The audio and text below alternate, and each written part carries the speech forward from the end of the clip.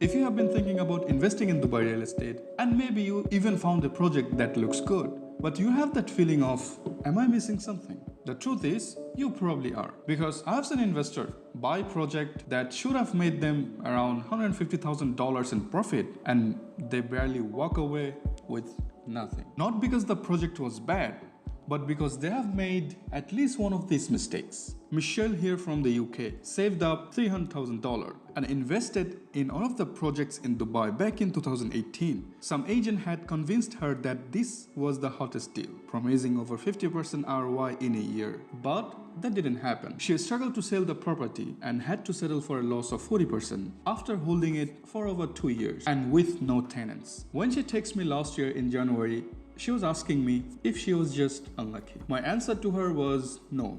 You are not unlucky. And not because she chose a bad project, but she just made one of the 7 common mistakes in real estate people usually make. The good news is, these mistakes are completely avoidable. And once you know how to avoid them, you will start to see massive ROI in Dubai real estate. Just like Abby, who avoided one of this mistake and exited with 42% ROI in under 15 months. Or Sam, who skipped a trending project that everyone was chasing and instead he made 100% ROI in 18 months just by avoiding these mistakes. Even Amira, a first-time buyer from France, picked a small one-room bed in the right location and flipped it profitably 5 months before handover. None of these guys did anything special. They didn't catch the right wave. They just avoided these 7 mistakes that I'm going to walk you through right now. Now, this video is for people who wants to invest in Dubai real estate but doesn't want to be a landlord. Or maybe you're a first-time buyer and you're not sure where to start. Or you have seen some of the projects but you're having a hard time choosing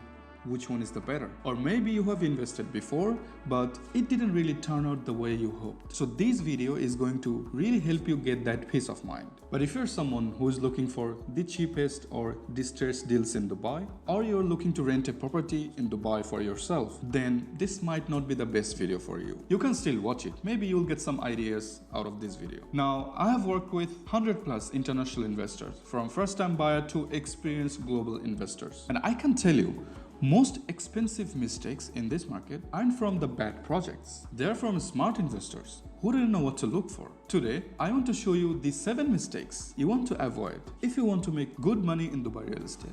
Mistake number 1, buying without an exit plan. The first mistake most people make is buying a property based on the brand, the views, or the payment plan. But nobody ever asks, how exactly will I exit this deal when I need to? They just hope they'll rent it or resell it later on, without even thinking about if there will be enough demand in for this unit at the time of selling. Let's say you buy a 2-bedroom apartment in JVC because of a great payment plan. But what most people don't think about is there might be 6 other projects handing over in the same cluster at the same time as yours. So now, when you go to sell, you're competing with hundreds of similar listings. So you either end up selling it at a loss, or worse, you can't sell at all. And you have to keep holding the unit or rent it out for a less ROI. This has happened to so many people and you won't believe it. All because they didn't have an exit plan. Now, we don't have to worry about that because it's very simple to avoid this mistake. Here is what you can do. Before considering any project, don't just ask about the payment plan or even the developer, but instead ask, are there any other project launching nearby?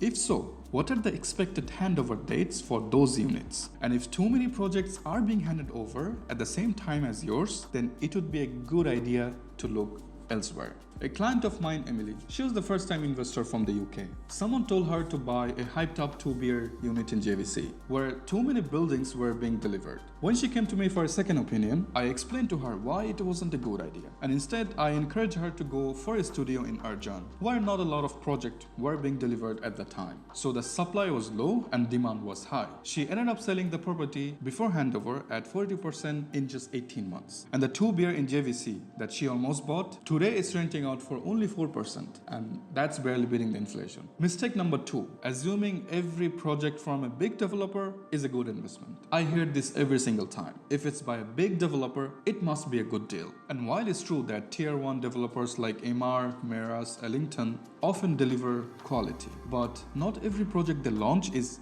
created equally. Big developer launch different projects for different types of buyers. Some are designed for end users looking for long-term investment and residency. Others are built for investors who are looking for short-term capital growth. This is exactly the mistake Michelle made back in 2019, and that cost her $200,000. She found a beautiful waterfront project by a tier 1 developer. Big brand, amazing views and all that. But when she texted me, I sat with her and I ran the numbers. And I showed her that the price per square foot at the time was already 20% higher than similar ready units in the same area. Now as an investor, if you're paying more for an off-plan unit than a ready one, how much room is really left for appreciation? Michelle really didn't understand the goal of the developer because nobody told her. It was made to attract homeowners who would live there, not flip or exit before handover. But since then, Michelle has invested a couple of more properties. And this time, she invested through us. And she has been able to make 46% ROI in just 16 months. And funnily enough, it was the same developer, but this time the outcome was different, just by picking the right project. Mistake number 3, thinking attractive payment plan equal good investment. A lot of first-time investors look at 1% monthly payment plan for a long 7 years schedule and they think this must be a great deal. But here is what they don't realize. When a project has an unusually long or flexible payment plan, that cost is often baked into the price. In some cases, you end up paying 15 or 20% more than what similar units in the area are selling for. Now, here's a very simple solution to avoid that.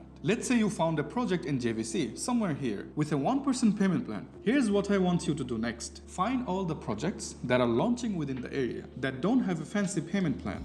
If the prices for these projects are close enough, then you're fine. If there is a 15-20% difference in price, then I would rethink about investing in that property. Payment plans are great, but they make it easier to get stuck in a bad deal. Even if the payment plan is perfect, if you miss the next part, your strategy could still fall apart. Mistake number 4. Most people buy in Dubai because they see a sold out banner or an influencer hype video and they think if everyone's buying, it must be a smart move. But nobody asks, am I late to that party or is that the right phase to buy? Because by the time everyone is talking about it, the best units are usually gone and the prices are already inflated. It's like buying a concert ticket on the very last day. The only seats left are either far at the back with the terrible views that's gonna ruin your experience. Buying late into property hype is the same. The best units are gone, prices are already inflated, and your chance to make big profit are gone. So here's what you should do if you feel like there is too much hype for a certain property. Find what phase this project is in. If the property launch is still in phase 1 and there are many other phases to come after this, then most likely you'll be fine.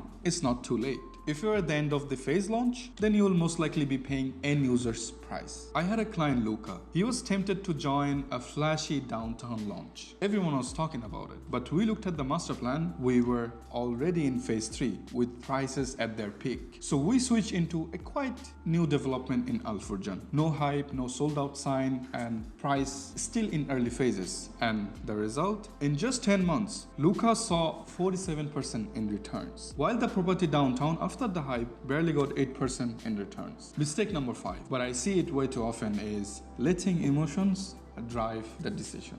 A common mistake investors make is this. They see a premium looking project and they stop caring about the price. They get lost in the luxury, fancy service and then try to justify the more expensive price. One of our clients, Faisal, he almost made this mistake. He was about to buy into a branded tower that feels like a good investment. But just as we always do, we compared with 3 similar buildings nearby. And I asked him, what made you pick this property over the others? Faisal didn't have an answer. He was letting his emotion take control. And I said to him, if you can't explain why you're buying this property, how will you sell to someone later on? That's why it's so important not to get emotionally attached. And here's what you want to do instead. Check the price per square foot of at least 3 similar projects in the area. If there is a gap of 20-30% and no strong reason for it, like is it waterfront, does it have a clear or better views, a unique concept, better amenities, or any reason why this property sets apart from all the other properties around it. If you don't have an answer to that, then maybe it's not